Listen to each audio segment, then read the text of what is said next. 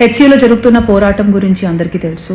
And అందరూ social మీడియాలో all eyes on హెచ్సియూ అనే పోస్టులు కూడా పెడుతున్నారు. ఇప్పుడు జరుగుతున్న ఇష్యూ ఎందుకు జరుగుతుంది, లీగల్గా దాని ఆస్పెక్ట్ ఏముంది, నాకు అంతగా దాని మీద అవగాహన లేదు. కాబట్టి యాజ్ అ కామన్ మ్యాన్ నిన్న రాత్రి జరిగిన డెవలప్మెంట్ వీడియో చూసిన తర్వాత after listening to all the cries of those birds and ఆ బర్డ్స్ అండ్ పీకాక్సే కాకుండా there are many more deers and other species which I have been habitating there. Maybe this is our chance to redeem ourselves. Peak summers are coming in and ఇలాంటి ఒక సందర్భంలో ఆ పక్షుల్ని ఆ పశువుల్ని వాళ్ళ ఇంటి నుంచి బయట తరిమేయడం అనేది ఎంతవరకు కరెక్ట్ నాకు తెలియదు సార్. కానీ you are our only power and you are our only option to rehabilitate those animals. So please ఆ పశు పక్షుల్ని కూడా దృష్టిలో పెట్టుకొని ఒక పాజిటివ్ అప్రోచ్ తో మీరు మీ నెక్స్ట్ డిసిజన్స్ తీసుకుంటారు అనేది మనస్ఫూర్తిగా కోరుకుంటున్నాము.